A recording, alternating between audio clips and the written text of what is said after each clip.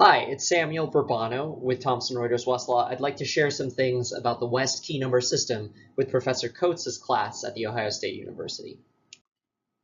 Let's say you represent a client accused of child abuse, and at the trial, the state's star witness testifies as to three things: what she saw, what the victim said, and that she concluded that there was abuse. Now, the first two are totally okay, but that last one strikes you as a little bit unfair, because shouldn't the jury be the ones to conclude that there was abuse?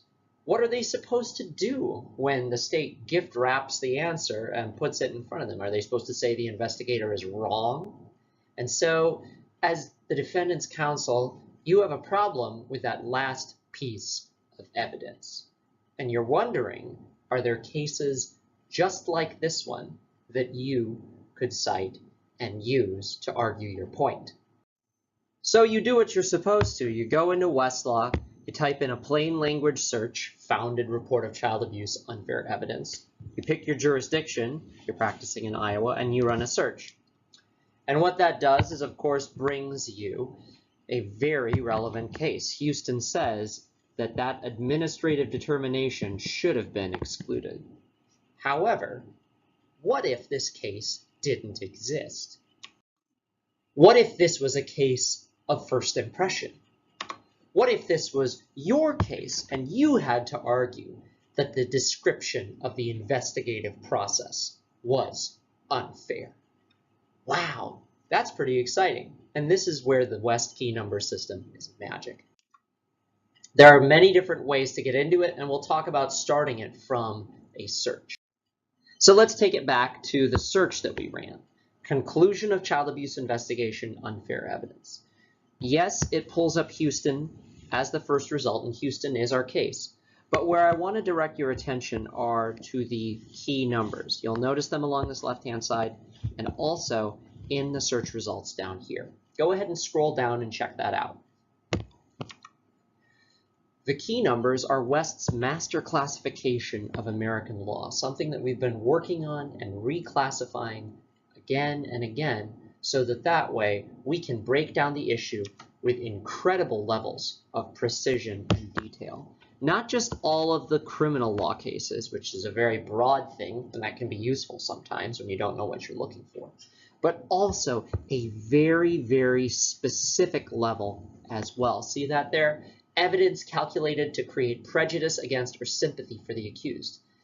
The conclusion of the investigative report created prejudice against the defendant because, I mean, what else is the jury supposed to do when the state wraps it up in a bow for them and says, here, find the defendant guilty? We did. That's the jury's job, and there should be enough evidence to convict somebody even without that conclusion, right? Let's see what happens when you click on that most specific level of the key number outlined here. Evidence calculated to create prejudice against or sympathy for accused.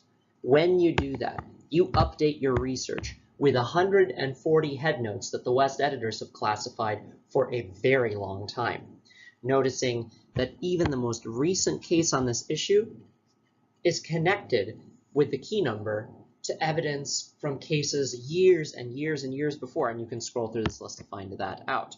Rather than look through them all manually, you can also filter by jurisdiction. Why? That plus key allows you to filter out only, for instance, Supreme Court cases. So your professor says, I only want Iowa Supreme Court cases. Great, hit that plus and filter over there.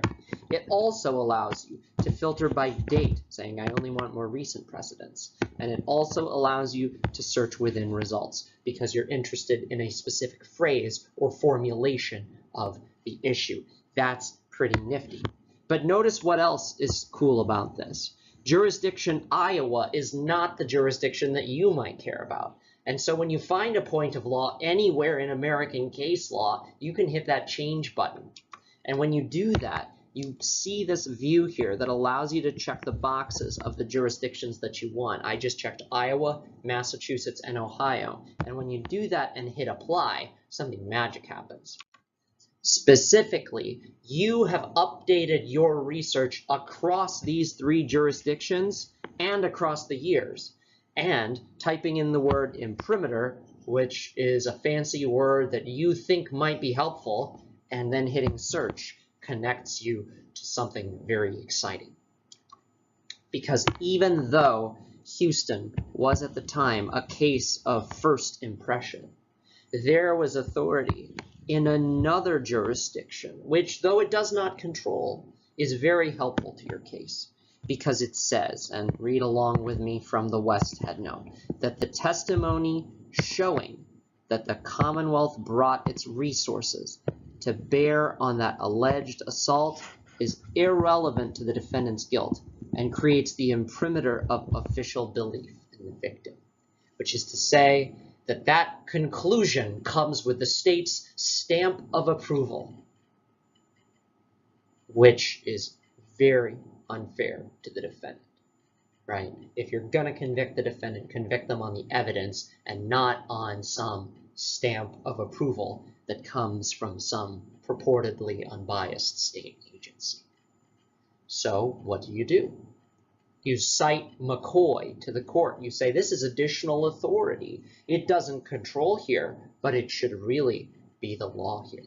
And sure enough, when Houston gets decided, they also use the word imprimatur to explain the problem they have with a purportedly unbiased state agency concluding that the defendant was guilty of child abuse. Boom. But there are other ways to get into the West key numbers, and I just told you the story of how the Houston case was won. Notice that if we are looking at these two headnotes from across the key number digest, that you could click into Houston and open up the key numbers from that case. So if you go ahead and do that, you'll see something very interesting. Specifically, it takes you right to that headnote in Houston, and you'll see that it is classified in 3 different categories: criminal law, infants, and sex offenses. And what I'll do is I'll click on evidence calculated to create prejudice against or sympathy for accused. Recall that this was the same thing that we saw in the search results, so you can also get to it from the cases. If you don't see it in 2 columns, remember from our training I asked you to put them in 2 columns, there should be a button up here that says like change view right at the start of the headnotes. And if you click on it, it should toggle between 1 and 2 columns. Make sure you see it on 2 so you can see the full outline. Why? Because once again, you update your research, and here it says Iowa State and Fed, so you're also getting the federal rules of evidence, but you can see where to change that, you can see where to search within it, you can see how to filter it. Notice the options across the top in these little breadcrumbs, because all of them are clickable, and what I did was I clicked on facts in issue and relevance to see the full outline of the key numbers. And by checking the boxes of things that I want to search, like I just want to search all the relevancy cases and see if there's some facts that mesh with a case that I'm interested in, you can navigate them by those breadcrumbs across the top. Indeed, when I did that and popped in a query across the top, investigative process in quotes, because I'm interested in information about the investigative process being irrelevant, unfair, you will see, and you'll note here, that you see another case, Stuckich, that uses the language of descriptions of the investigative process being inadmissible. Oh, and then I concluded that there was child abuse, and then I did this, and then I did this. No, if there was child abuse, the underlying information should be enough.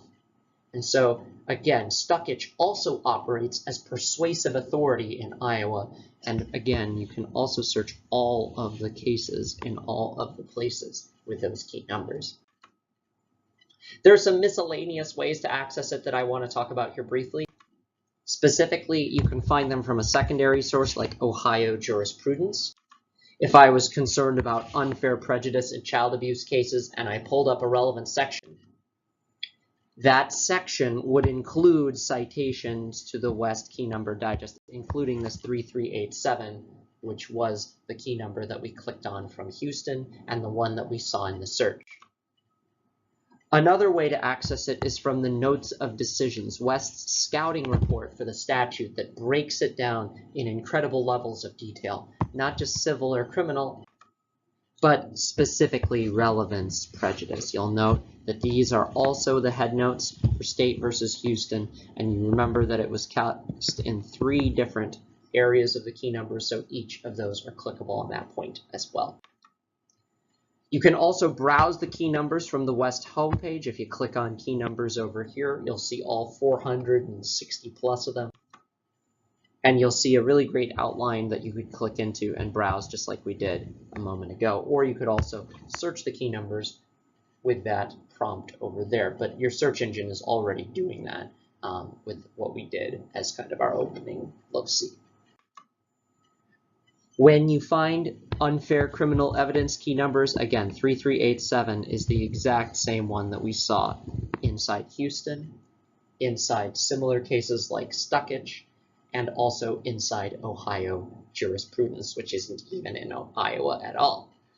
The important thing and takeaway from this is not these numbers over here. You do not have to learn these numbers, but you should learn the idea that browsing the key numbers on a specific point of law will help you update your research, will help you find similar cases in other jurisdictions, and will also help you rule out things so that way you can legitimately tell the court, hey, this is a case of first impression.